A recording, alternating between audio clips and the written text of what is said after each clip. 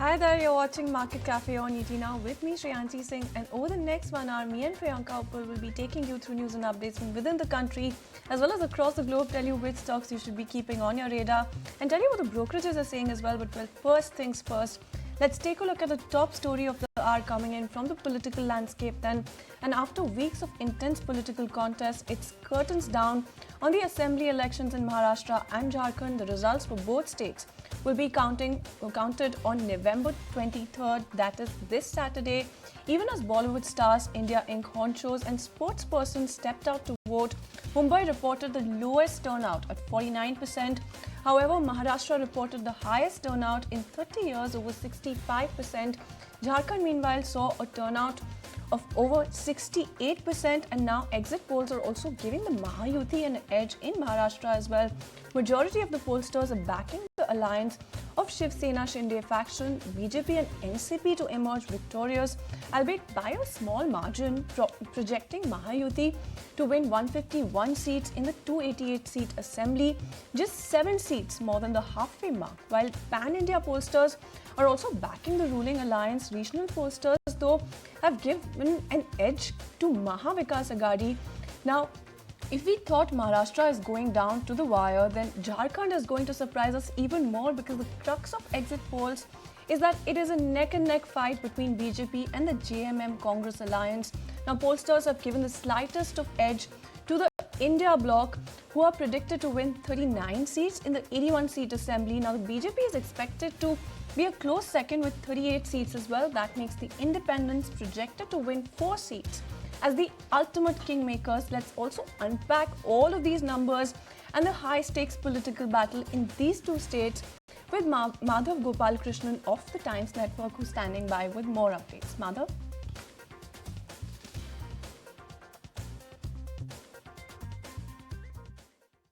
Well, if you look at the kind of predictions that have been made as far as exit polls are concerned, many scenarios had been predicted before the exit poll. People were predicting it to be down to the wire. There were those who were saying that there could be a hung assembly. That's even a possibility. But if one goes by the exit polls for both Jharkhand and Maharashtra, there appear to be close and clear trends. Of course, the election is close when it comes to Maharashtra, because there's so many different factors, 6 parties that are in the play, and a number of issues that have been brought up. But if you analyze the exit poll, then what could potentially be happening is that the BJP-led alliance could perhaps be the one that would be forming the government. At least this is going strictly by the exit poll numbers once again. There are, of course, all sorts of exit polls. There are some that have given a range of as high as plus minus 30, which means that the actual range that they've predicted is 60 seats, which is a very, very wide range. But nevertheless, what are the factors that have perhaps helped, this time around the Mahayuti?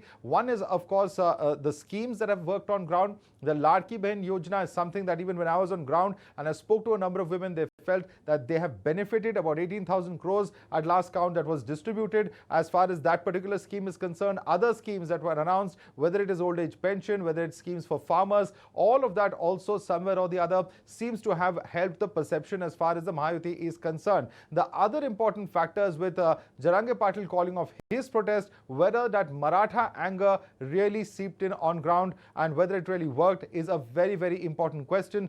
Judging by the numbers, it doesn't really seem to have happened. However, if that is a factor, then the numbers and the outcomes that we could be looking at could potentially be quite different. The third and perhaps the most important factor that didn't work, for the BJP as far as the Lok Sabha poll is concerned, which they hope is a gap that they've plugged this time round, is the RSS working solidly for it on ground. And if you look at some of the exit polls, where in Vidarbha region, where the main battleground really was, where this farmer distress, the rural distress is something that was extensively spoken about, it appears to have changed the fortunes of the BJP alliance in that particular region of Maharashtra as well.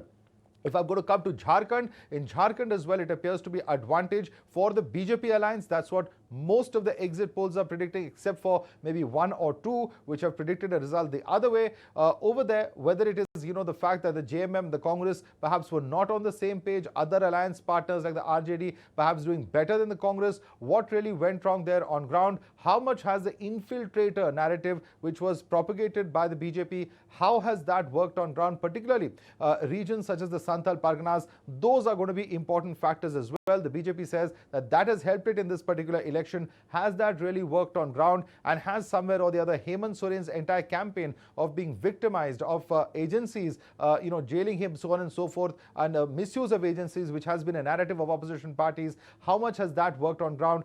Judging by these results, that hasn't happened. So these are some of the factors that are at play as far as Maharashtra and Jharkhand underway, and of course the exit polls predicting both the states going for the BJP and its allies. Back to you.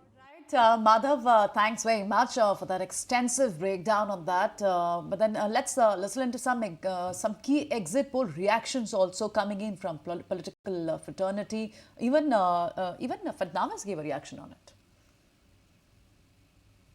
मुझे ऐसा लगता है कि जब जब voting percentage बढ़ता है तो बीजेपी को ही उसका फ़ायदा होता है।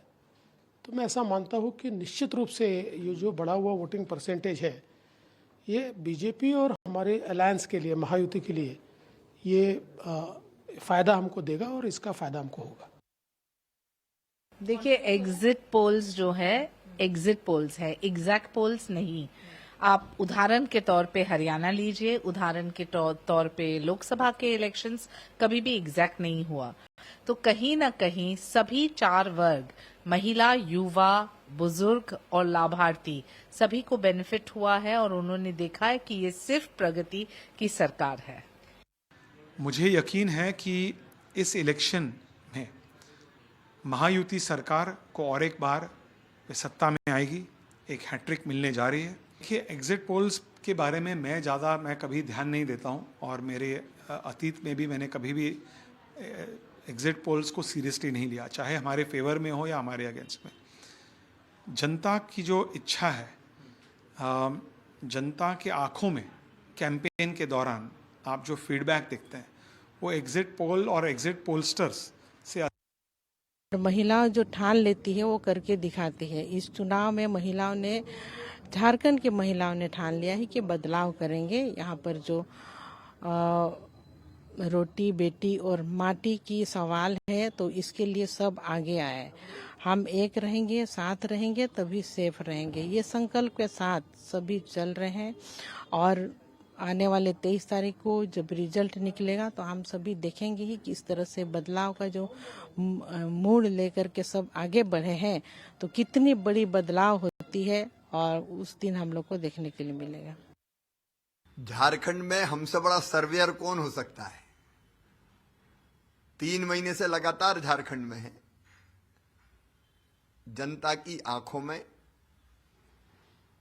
परिवर्तन की ललक देखी है। मैं पूर्ण विश्वास के साथ कह रहा हूं,